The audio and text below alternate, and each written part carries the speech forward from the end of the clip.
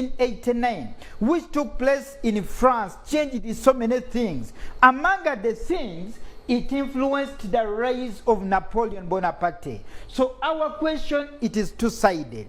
You have to show us how the French Revolution led to the rise of Napoleon, and then you give us other factors. Viewers, who was Napoleon Bonaparte?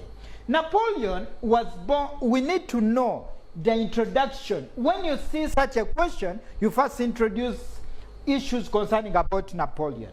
Napoleon was born in 1769 at Ajaccio on the island of Corsica. The island was annexed to France in 1768, a year before Napoleon was born. Hence, he was a Frenchman by birth. The Directory government sent in Napoleon in the Italian campaign, even in the Egyptian campaign, which made him to become so popular. So we are saying today, Napoleon was born in 1769. A mother went to deliver, expecting a normal delivery, but she didn't know that she was producing a great man. She produced a man called Napoleon Bonaparte. So viewers, the man we are looking at today, one time he said, everything is possible. Only the word impossible was written by fools in the book of dictionary. He said a normal man lives for only 2 hours, a woman 4 hours, and a fool 8 hours. That is Napoleon Bonaparte. But we need to understand, how did the French Revolution of 1789 lead to his rise to power? We are saying today, it was the French Revolution that led to the reign of terror. Viewers, there was a period called Reign of Terror, which took place 1792 to 1794. What was the Reign of Terror? This was a period of great fear and suffering. When someone was not killed in the morning, he was expecting to be killed in the afternoon. What happened in France? The Reign of Terror led to the death of prominent citizens like Danton, Robespierre. All of these people died in the process of the Reign of Terror. In the Reign of Terror, you had to kill in order not to be killed. When you saw someone coming, you had to kill that someone before he could kill you. If you are not killed in the evening, you are expecting to be killed in the morning on the other day. This meant that we are saying it is the French Revolution that led to the Reign of Terror. Even prominent citizens died in the Reign of Terror. Among them, Danton and Robespierre. Time reached, they were lacking leaders. They looked around. They had to choose Napoleon Bonaparte because the French Revolution led to the Reign of Terror, where prominent citizens who were supposed to be leaders were killed. And they looked around, they said, we need to choose only one man. And that man was Napoleon Bonaparte. Again, viewers, we are saying, the French Revolution of 1789 abolished the social classes. At one time in France, people were divided into classes. We had the nobles, clergy, and the peasants.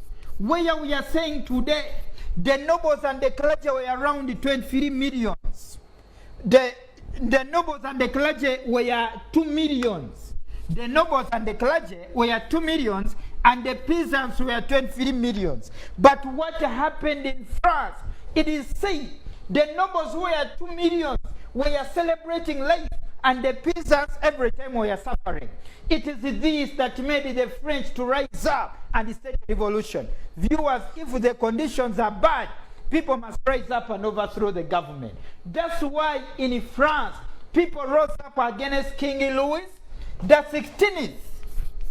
Louis the 16th, a man who came to power when he was 20 years and had a wife called Marie Antoinette. Marie was 19 years. Very younger couple used to celebrate life. That's why the French rose up and started the revolution, since they were against the nobles and the clergy. I can say, when the French Revolution rose up, this discrimination came to an end. Because a son of a peasant like Napoleon could not become a leader. But it's the French Revolution that removed the social discrimination. That's why even Napoleon Bonaparte was given a chance to become a leader. Viewers, to rise to power, you don't just rise just like that. There must be factors that are supposed to be helping you to take that political office. The French Revolution of 1789, we are like saying today, it led to the shortage of military officers. They looked around. Most of the officers were killed in the process of the French Revolution. So they looked around. The only man who could take it all by this time was Napoleon Bonaparte. That's why they chose Napoleon Bonaparte. We are not looking at ordinary man. We are looking at a man who rose to power when he was 30 years. How did he manage to convince people to get political power? Another thing, the French Revolution made Napoleon to display his military tactics. I can tell you today, the French Revolution made Napoleon to display his military tactics. One time he was sent in the Italian campaign. What happened in the Italian campaign? We are like saying the directorate government sent Napoleon in the Italian campaign to go and liberate Italy from Austria. What happened in the Italian campaign? Napoleon was given soldiers full of problems. As he was given soldiers full of problems, he managed to convince them. Napoleon told the soldiers that we are going to conquer countries and you are going to gain honor, you are going to gain prestige. A man gave hope to the hopeless soldiers. Those soldiers who were hopeless were given hope by Napoleon Bonaparte. The man we are talking at today, we are looking at today, he was a magnetic speaker. His speeches could attract people as a magnet can attract laser brain. That was Napoleon Bonaparte. Napoleon had to interact with big names in the room, like a Danton, Robespierre, Barras, who would have known a son of a peasant, Napoleon. But it's the French Revolution that made him to interact with big names. By the time he wanted political power, they had to support him. And this explains why finally he had to rise to power. Viewers, we are on our question. To what extent did the French Revolution of 1789 lead to the rise of Napoleon Bonaparte by 1799? We are like saying today, it was the French Revolution that brought great ideas, liberty, equality, and fraternity. I can tell you, ideas control the world. The French Revolution brought ideas like liberty, equality, and fraternity. Napoleon used these ideas to convince people that even we peasants, we can get political power. So the French Revolution led to the rise of great ideas, and Napoleon, as a prominent politician, he used the ideas to campaign for himself.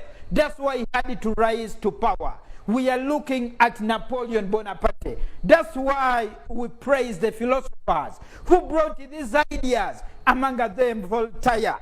What can I say about Voltaire? He wrote and said. Voltaire wrote great books. Jean-Jacques Rousseau wrote and said, men are born free, but everywhere in chains. Men are born free when they are young, but everywhere they're in chains. They used to go to the king.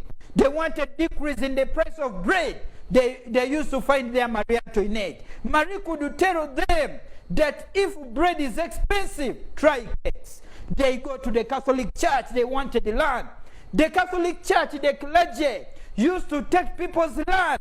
So Napoleon used the ideas which were brought by the revolution, and these ideas were spread by prominent philosophers like Voltaire, Jean-Jacques Rousseau. These are honored people. They wrote great books like A Social Contract. So it is the French Revolution that led to the rise of great ideas, and those ideas led to the rise of Napoleon Bonaparte.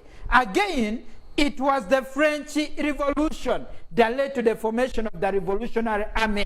The Revolutionary Army, which was formed as a result of the revolution, was used by the revolutionaries led by Napoleon to fight in the Italian campaign, to fight in the Egyptian campaign. This made Napoleon Bonaparte popular. By the time he wanted the leadership, people knew him. They knew the name Napoleon. Viewers, the name Napoleon reached areas where it was not reaching. So by the time he was campaigning for power, they knew him. They voted him. And that's why he was chosen. I can tell you, Napoleon came to power in 1799. Through the Brumaire coup, he staged a coup d'etat, supported by some military men, big names by the time, like Barras. That's why he took political power. Another one, we are like saying today, the French Revolution made Napoleon popular among the soldiers because he convinced them. He became very popular because of the French Revolution. They looked at him as a symbol of hope. Mind you, this was a man who could talk and convince. This was a man who could tell them that in this place there's gold when there were other things. So it was the French Revolution of 1789 that led to the rise of Napoleon Bonaparte. But viewers, you need to understand, our question is two-sided. You have to reason the extent to which the French Revolution of 1789, how it led to the rise of Napoleon. Then our question is two-sided. You must reason other factors that led to the rise of Napoleon Bonaparte. So viewers, we are going to look at other factors. Among the other factors, we have the annexation of Corsica Island. Corsica was part of Italy, but of course it was annexed by France in 1768, and Napoleon was born in 1769. It is this that made him a Frenchman by birth. Without the annexation of Corsica, Napoleon wouldn't be a Frenchman, he would be an Italian, and wouldn't be given chance to lead France. But we are saying, because Corsica was annexed by France in 1768, and for him he was born in 1769, it is this that led to his rise to power. Since by this time, he had the power to agitate for leadership, since he was a Frenchman by birth. Another one, the role of his father, Charles Bonaparte. I can say that Charles did not play a role of just producing, but of course he took Napoleon in the Brienne Military Academy, where sons of nobles and the clergy were attaining education. What happened at Brienne? Napoleon got military skills. When he got military skills, he used the military skills to agitate for leadership, because the French by this time wanted someone who had skills in terms of militarism and could raise the name of a country called France. Another issue, his family background. Napoleon was coming from a family full of problems. I can tell you, even at Brienne Military Academy, he was among the sons of the nobles and the clergy.